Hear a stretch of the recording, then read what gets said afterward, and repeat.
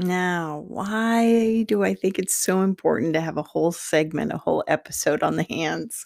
Well, I think it's important because most of us have to work at something. But I just want to remind you to pay attention because when I work on people, they often come for issues, two life issues. One is, what should I do for work? And what about my love life? Those are the two big things people come for, or what more should I be doing? I feel like, I need to be doing something different. And you've heard me say, your purpose in your work really is about joy, finding joy.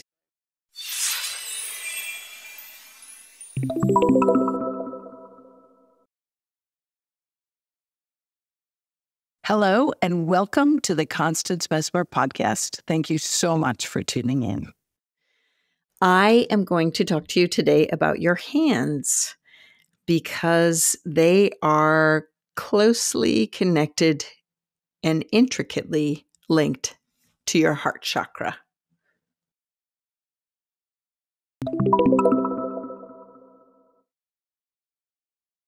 In my line of work, I often work on people's hands when I'm doing energy work because there's often so much energy. They're either stressed or, exuding healing light and, just all sorts of things. There's no major chakra in the hands, but the palms of the hand are massive power vortexes, and each of the joints and fingers have minor chakras. Also, they're just a beautiful opportunity for me to speak to you about what you're doing for your work in life. Our hands are also expressive. I'm one of the many people that speak with our hands, right? I think, actually, here's a little plug that you're going to be like, she's so tangent, woman. I think that sign language should be the universal language because doesn't that make sense? I mean, I just think it should. That's my opinion. The hands also, from the palms of your hands and the tips of your fingers all the way back to the heart, are affected when I speak to you about energy of the hands. So it also addresses your hands, your wrists, your elbows, your forearm, your arm. I know I did that out of order, but your forearm, your elbows, your, biceps, triceps, your shoulders, all the way across. And even though I realize it doesn't really run in a line with the heart chakra, they really are intricately linked to the heart chakra. Interestingly enough, when you hold your arms straight out to your sides, extended outward, the fingertips running all the way in through the arms, through the shoulders, to the spine actually comes closer to your thymus, which represents self-love, which I think you might find interesting. So, the mental, emotional, and spiritual information that I want to share with you is, again, the hands also represent your ability to give and receive. You can also put your heart into your work that you use with your hands, right? All of you people that eventually, inevitably, your hands come into play when you work. There's this importance of loving what you do, therefore. This is also a place where we can experience emotional connections, especially with hugging and patting someone on the back and tender touch. Also, repressed anger can be here. When you think about the times that you're so angry and you grip your hands or you punch that punching bag, it's just like they've got all this bottled up anger or repressed anger that you're trying to release. But meanwhile, it's moving through. Sometimes it'll move through the heart chakra. It's also an area where gentleness can happen, where we can tenderly touch or work with anything really, art, animals, nature, each other, even in like our own self-care, brushing our hair, whatever, just gentleness expressed by the hands. There's also incredible healing energy in your hands. I've told you this before. I do teach Reiki energy healing. It's a mode of energy healing, but there's countless energy healing techniques. And we are natural healers, all of us. So whether you practice a modality or not, use the lessons that we've worked together with in regards to sensing energy in your hands and put your hands out there for healing energy to both send and receive. I remember when my father was going in for heart surgery well before I was attuned as a Reiki practitioner and then Reiki master.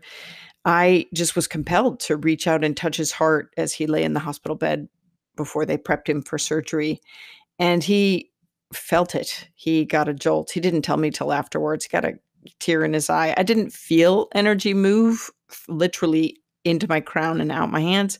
I just felt my hands get really hot when I put my hand on his heart. I was like, whoa. I mean, I felt the warmth just start to increase. And this is what we do naturally. You know, if you have kids or someone that you love and they're hurting and you reach out and touch the ache or the boo-boo, or you're naturally bringing healing energy to those areas of their being in their body, whether they're human or animal or whatnot, any of God's creations, really.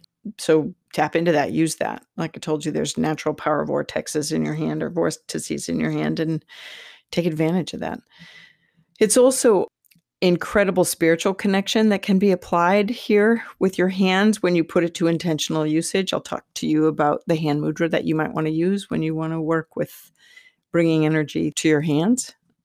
Also, this is why countless spiritual practices fold their hands in prayer when they're working to make a connection to spirit.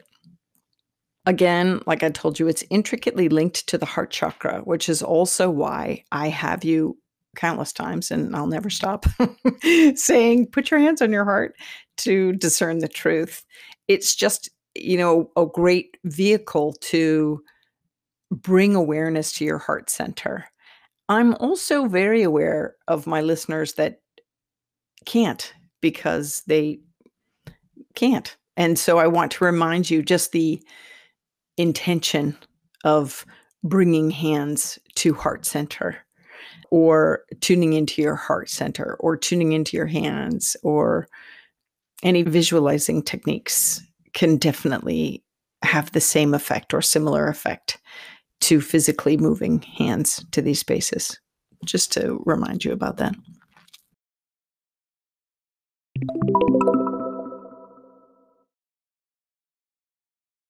When people are having imbalance in any of those areas of their life, whether it's being in a job that they don't really care for, or being super stressed or angry and taking it out on their hands or their energy center of their hands, whether it's a physical taking it out or an energetic taking it out or emotional, I often find imbalances come all the way from the hands, tip of the fingers, all the way. We always say spot to spine. So that's true. That's what I find. Sometimes, I might find carpal tunnel, arthritis, repetitive stress injuries that occur.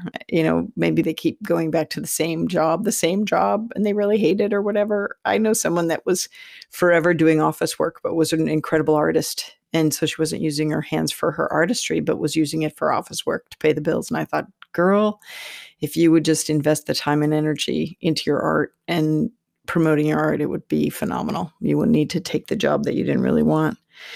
Often there were struggles with carpal tunnel and that when she was going through that. An imbalance might bring about tennis elbow or shoulder troubles. Interestingly enough, when I do Bowen, Bowen, remedial therapy, one of the ways to work with frozen shoulder or shoulder issues is to hit a point that is in a line with the acupressure point of the heart line, which I found. I was like, of course, this affects the heart. So the same work to help kind of stop a heart attack, it also works, shoulder. It's just fascinating to me when all those things are interlinked in all my different modalities. So the imbalance can create held stress that runs across the shoulders and all the way down the fingertips, numbing or whatnot. Troubles experienced along the arms and the hands can stem from blocked energy in the upper back, around the heart, the back of the heart, but can go spine to spot all the way down the arm. And I've sadly also seen this in the animals that I have worked on over the years. When there's emotional trauma or emotional issues or scars going on in the kind of the family home or the caregiver's home, the animal will often present with front of the body issues, same as humans. So also too, like with all the chakra work that I've been teaching you, badly blocked energy centers can coexist with major organic diseases along that same line, fingertip all the way back to spine and heart. If I were to envision a color or work with a color around the hands and the energy of the hands, if I was doing healing work, whether with my Bowen therapy or Reiki energy work, I might envision or work with some blues and greens. Green, of course, is the heart chakra. The note that I might hold in my head is C. And if I were to lay gemstones and crystals and that around while working on someone with these noticeable energy imbalances in the hands, I would use aquamarine and maybe even the Larimar, Larimar, around them. I remember for myself when I was not particularly happy waiting tables and I really needed to switch work into my psychic work, but I wasn't quite bold and brave enough at the time, and I was straddling both worlds for financial reasons. And then when I let go, man, the success soared in my psychic work. So, wow, there was that. But anyway, I bought myself some aquamarine bracelets, and that was helpful. It was just helpful. I think sometimes I'm one of those kind of people that like talk to my body, right? Remember when I said, go into your liver, find out what's going on. If you're having hand issues, go like, okay, what's coming up? What's happening? And it's really about, if you don't feel comfortable talking to your hands or your tennis elbow or your shoulder, frozen shoulder or whatever, just ask yourself what's going on?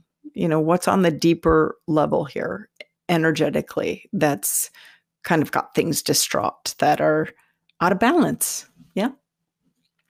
And then be sure to, of course, pay attention to your soul awareness using all the skills that we've been working through, paying attention to allow your inner knowing and your resources of tapping into beyond the physical to guide you. So pay attention to what comes to you, maybe thoughts that won't go away, or maybe you get outward physical signs. You see words that are the answer to what it is you're pondering about what's causing the energetic imbalance, or, how you might go about kind of sorting it a little on an emotional or mental or an energetic level. So definitely when you do your meditation time to go into any energetic disturbances, pay attention to your soul awareness and let it guide you. Maybe a story is being revealed to you, maybe a past memory or an experience that kind of locked it in, whether it's current life or past life or whatnot. And then make sure that you use all of your skills that you've done in regards to discernment, really closing your eyes if you need to, tuning into your heart's truth, and then holding it up to check the vibration of truth like we've learned in previous episodes.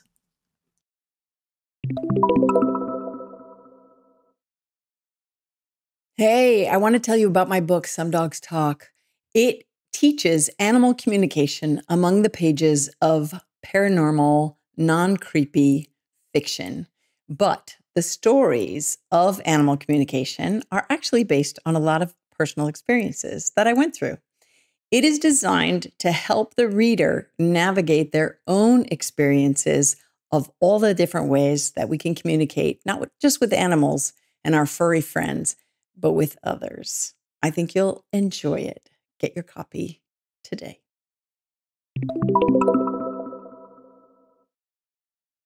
When people come to me and they're trying to, or they're struggling with shifting career or work, or, whether that's inside or outside the home, small scale, big scale, whatever, or even trying to step to the next level in their career plan or meet some goals, and they want to have some meditation time or some kind of way to center and quiet, I always encourage them. And in my own practice, I use Ganesha Mudra, Ganesha Mudra. It's for the Hindu elephant god Ganesh, who is remover of obstacles. I'm a big fan of that. And it's a real clasping of the fingers on both hands, but a picture's worth 1,000 words, right? So there you go. To me, using Ganesha Mudra also in my own practice, sometimes I hold it right up, to the heart chakra because it just really does this kind of a hug of the heart, if you will, and runs the energy in a spiral, kind of, if you can imagine, in front of you, because it's going from your heart out to one hand, through to the other hand, back into the heart, out and out and out and out, round, round, round. So it's quite lovely energy. And I encourage people to sit with Ganesha Mudra as they're maybe opening up or exploring what needs to change or what goals they might start stepping into, or what are the obstacles? Like, what is keeping them from pursuing a different way of working, or even if any of the things I'd already said, being able to put your heart into your work, or loving what you do, or your ability to give and receive. Maybe you want to work on that because you're really good at giving, but receiving you're not so good, or vice versa. So I giggled because I'm like, are you stingy? So sometimes I have to go, am I stingy? I give a lot. I'm a humanitarian. So Ganesha Mudra is great for your own meditation time to work on the energy of your hands. The yoga posture that I encourage people to use is extended puppy pose, Uttanasana Sahana. I don't think I really pronounced that well, but please forgive me. The beautiful part about it is the heart does its best to touch the ground, arms reaching forward, and there's this beautiful extension through the shoulders. So it's great for tight shoulders. And the fingers are outstretched and touching the ground too. So it's this whole full extension happening throughout the upper body, while the lower part of the body, knees are bent and toes are curled under.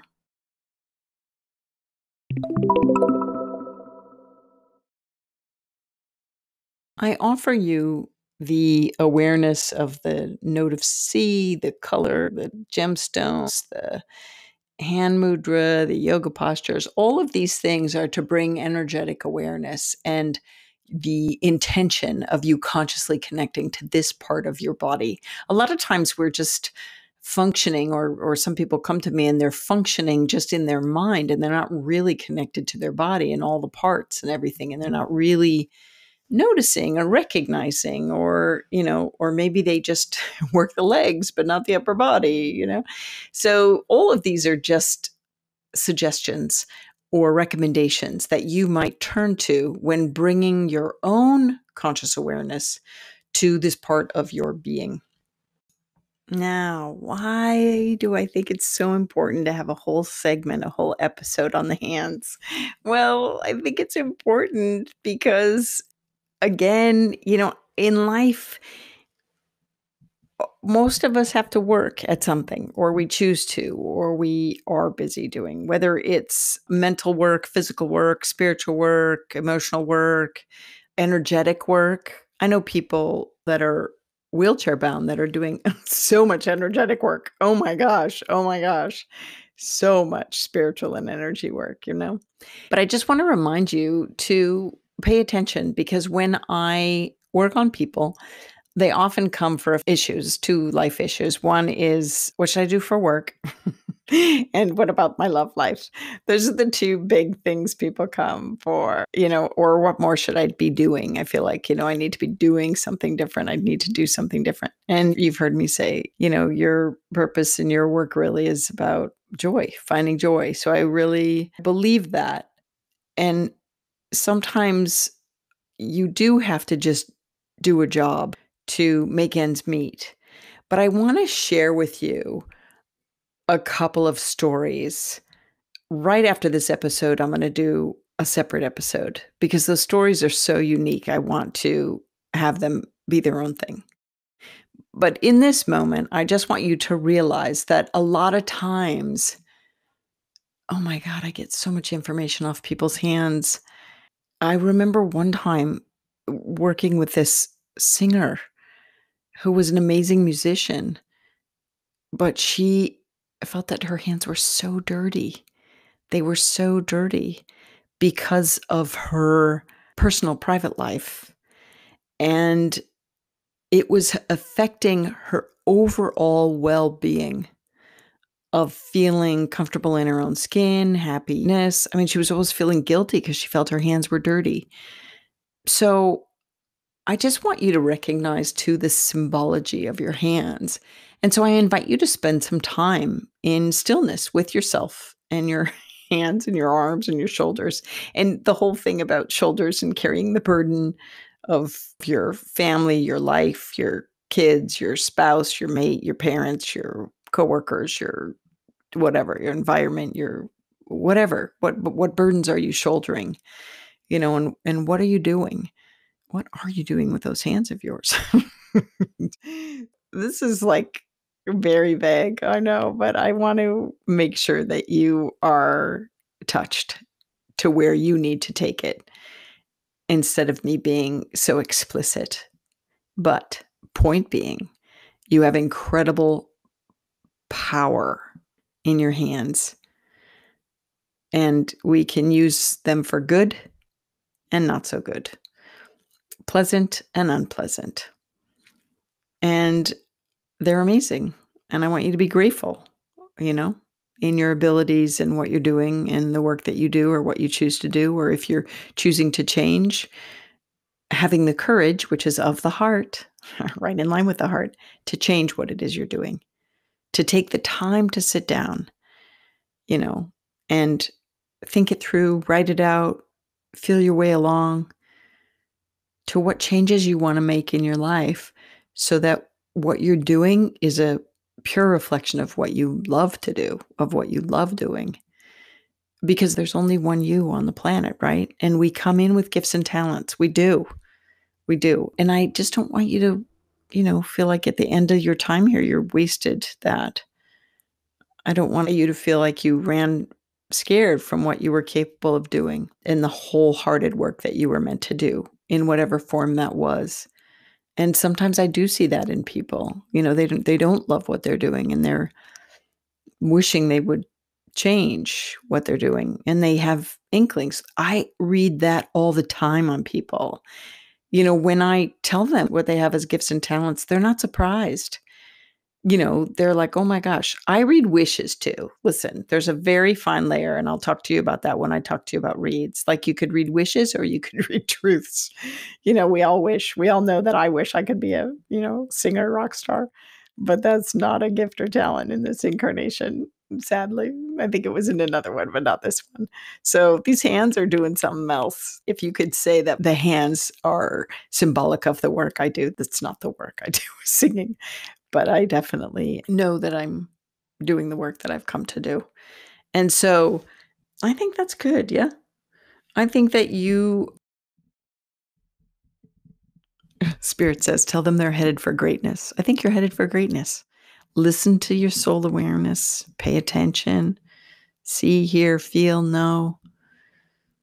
Speak to your heart and your hands and recognize if you're on the right path or if you're meant to do something else.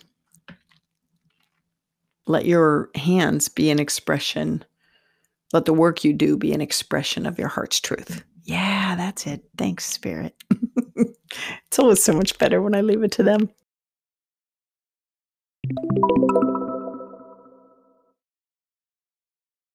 Hey, Constance Messmer here. I just want to do a shout out of big thanks to all the members. I am so grateful. And all the people dropping in and giving little donations here and there and super thanks and all that stuff. I really appreciate you. You members and you people contributing and subscribers are what helped me bring this content to everyone, really. They both contribute to the cost of production, and I am definitely grateful for that. This stuff is not cheap to put out. Oh my God. Oh my God. So every little bit helps, and I am filled with gratitude that you're stepping up. I am not necessarily a joiner, not usually, but there are environmental issues and other organizations that I do belong to and I contribute to because I like to see them persevere. And I'm hoping you feel the same about this work. I hope you put it into practice in your life. That's another way that you could spread this work and help change our world, which is what I think it ultimately does. As you know, I think if everyone tuned into their soul senses, the world would be a much better place. So when you subscribe, it's a big yes vote for the content, and it helps spread the work across the planet. So when you put the lessons into practice and subscribe and like and share, you help me help you carry the lesson beyond you and me. And I am just really grateful. Legally speaking, this podcast is presented solely for educational, spiritual, and entertainment purposes. It is not intended as a substitute for medical diagnosis, treatment, or the advice of a physician, psychotherapist, or other qualified professional. You should not use this information to diagnose or treat a health problem or condition. Always check with your doctor. Thank you.